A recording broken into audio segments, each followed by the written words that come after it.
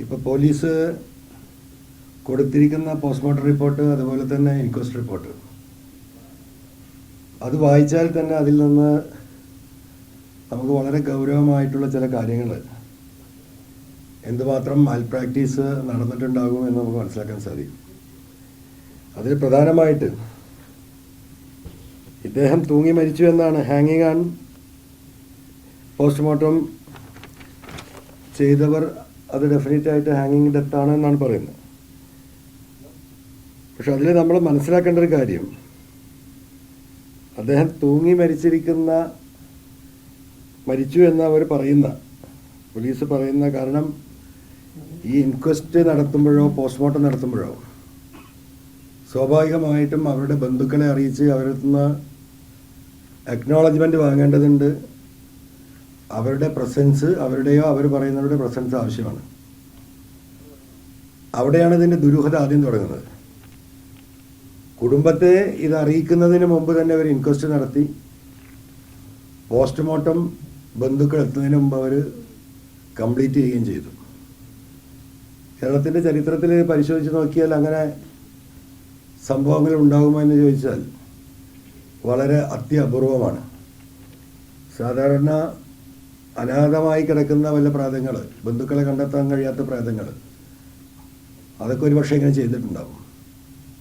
ഒരു ADMൻ്റെ ബോഡി ഈ രീതിയിൽ ഇന്ത്യയിലെ ചരിത്രത്തിൽ ചിലപ്പോൾ ആദ്യമായിരിക്കും.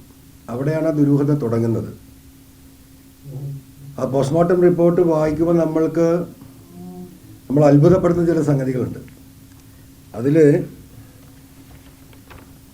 Neck findings, injuries of postmortem, there was an old yellowish plastic rope of diameter 0.5 centimeter was found tied around the neck with a knot in the left side.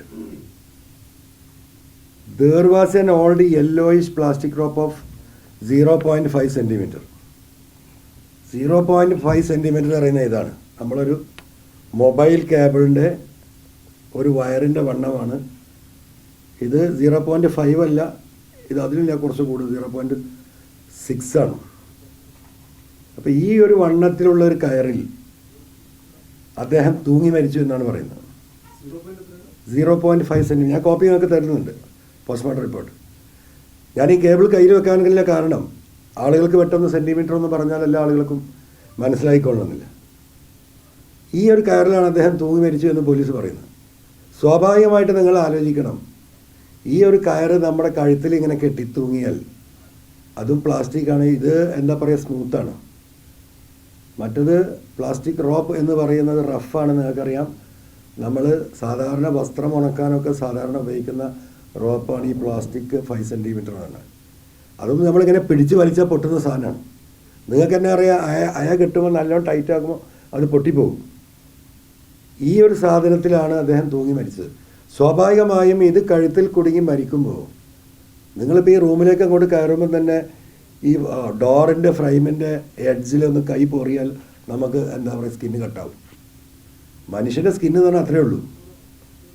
അപ്പോൾ സ്വാഭാവികമായും 55 kilo ആണ് അദ്ദേഹത്തിൻ്റെ വെയിറ്റ് ഇതിൽ കാണിക്കുന്നത്. 55 കിലോ വെയിറ്റുള്ളൊരു മനുഷ്യൻ സ്വാഭാവികമായും ഫാനിൻ്റെ ഹുക്കിൽ ഇത് കെട്ടി ഒരു ടേബിളോ ചെയറോ എടുത്ത് വെച്ചിട്ട് വേണമല്ലോ നിങ്ങൾ ചാടുമ്പോഴല്ലേ ഇത് മുറുകുള്ളൂ.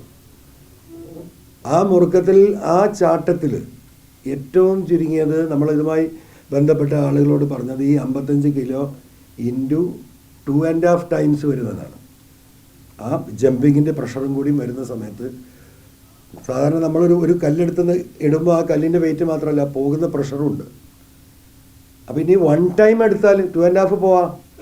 55 കിലോ ഒരാൾ കഴുത്തിൽ കെട്ടിയത് ചാടുമ്പോൾ 110 കിലോയുടെ വെയിറ്റ് ഫീൽ ചെയ്താൽ ഈ പറയുന്ന 5 സെൻറ്റിമീറ്റർ റോപ്പിൽ അങ്ങനെ ഒരു ബോഡി തൂങ്ങി നിൽക്കുമെന്ന് നമുക്ക് വിശ്വസിക്കാൻ കഴിയുമോ എന്നുള്ളത് കേരളത്തിലെ ജനങ്ങൾ ആലോചിച്ചാൽ മതി. മാത്രമല്ല, അതിൽ പറയുന്നത് there was an old yellowish plastic rope ആണ്, പുതിയതല്ല. ഓൾഡ് യെല്ലോയിഷ് റോപ്പ് എന്ന് പറഞ്ഞാൽ എന്തിനാണ് ഇത് ഉപയോഗിച്ചത്? അത് പോലീസാണ് കണ്ടെത്തേണ്ടത്. അങ്ങനെ അന്വേഷണം പോലീസ് നടത്തിയിട്ടില്ല. അതും നിങ്ങൾ മനസ്സിലാക്കേണ്ടത് tied around the neck with the knot on the left side. The long free portion of the rope measured 103 centimetre, 103 centimetre. 1 മീറ്ററാണ് ഈ കയറിന് ആകെ വലിപ്പമുള്ളത്. അപ്പോൾ ഇത് സാധ്യമാണോ? ഇവിടെ തന്നെ ഇത് തുടങ്ങുകയാണ്. ഈ കുടുംബത്തിന് പോയി അന്ന് ഞങ്ങൾ കണ്ട സമയത്ത്, ഞാൻ പേഴ്സണലായിട്ട് അവിടെ കുടുംബമായി സംസാരിച്ച സമയത്ത് ഇവർക്ക് ഇങ്ങനത്തെ പല ഡൗട്ടുകൾ വന്നിട്ടുണ്ട്. പക്ഷെ ഗവൺമെൻറ് കൊടുത്ത ഒരു ഉറപ്പിലായിരുന്നു അവർ നിന്നിരുന്നത്. SIT സത്യസന്ധമായി അന്വേഷിക്കുന്നു. ഇനി അതിൻ്റെ താഴേക്ക് നമ്മൾ വായിച്ചു നോക്കിയാൽ ഇതിൽ പറയുന്നത് തോല്, അത് ചെറുതായിട്ട് തോലൊന്ന് സ്ക്രാച്ചായി. ഇത് ശരിക്കും ഒരു വൂണ്ടായിട്ട് ബ്ലഡ് സ്റ്റെയിൻ വരും. കാരണം മണിക്കൂറുകളിൽ തൂങ്ങിക്കിടക്കുകയാണ്. ഈ ഒരു പ്ലാസ്റ്റിക് റോപ്പിൽ ഇവർ പറയുന്ന സ്റ്റോറി ശരിയാണെങ്കിൽ പോസ്റ്റ്മോർട്ടത്തിൽ എവിടെയും കഴുത്തിൽ ബ്ലഡ് കണ്ടതായി പറയുന്നില്ല. മറ്റൊരു കാര്യം, സ്വാഭാവികമായിട്ടും തൂങ്ങി മരണങ്ങൾ നമ്മുടെ അനുഭവങ്ങൾ കണ്ടിട്ടുള്ളത് ഈ തൂങ്ങിക്കഴിഞ്ഞാൽ മലമൂത്ര വിസർജനം ഉണ്ടാവും. ഇന്ന് വരെ നമ്മൾ കണ്ടതിലും കേട്ടതിലും അറിഞ്ഞതിലും അങ്ങനെയാണ്. അങ്ങനെ ഒരു സംഭവമില്ല. യൂറിനറി ബ്ലാഡറൊക്കെ എംറ്റി ആണെന്നാണ് പറയുന്നത്. അങ്ങനെ അദ്ദേഹം മൂത്രം ഒഴിച്ചിട്ടുണ്ടെങ്കിൽ അദ്ദേഹത്തിൻ്റെ അണ്ടർവെയർസിൽ അത് കാണേണ്ടത് റിപ്പോർട്ട് ചെയ്യണ്ടേ? അത് റിപ്പോർട്ട് ചെയ്തിട്ടില്ല. അങ്ങനെ ഒരു സംഭവം ഉണ്ടായിട്ടില്ല. ഇനി നിങ്ങൾ മനസ്സിലാക്കേണ്ടതിൽ വളരെ രസകരമായിട്ട്, അല്ലെങ്കിൽ അത്ഭുതകരമായിട്ട്, അല്ലെങ്കിൽ ആളുകളെ ഫൂളാക്കുന്ന കാര്യങ്ങൾ നിങ്ങൾ, കാരണം ഇതൊന്നും വിശദീകരിക്കപ്പെടാതെ പെട്ടുപോയത്. കാരണം ഹാങ്ങിങ് ആണ് എന്ന് ഇവർ റിപ്പോർട്ട് ചെയ്തു എന്നതിലാണ് ഇന്നലെയൊക്കെ പത്രവാർത്തകൾ വന്നത്. ആരും വിശദമായിട്ട് ഈ കാര്യത്തിലേക്ക് കടന്നിട്ടില്ല എന്നാണ് മനസ്സിലാക്കുന്നത്.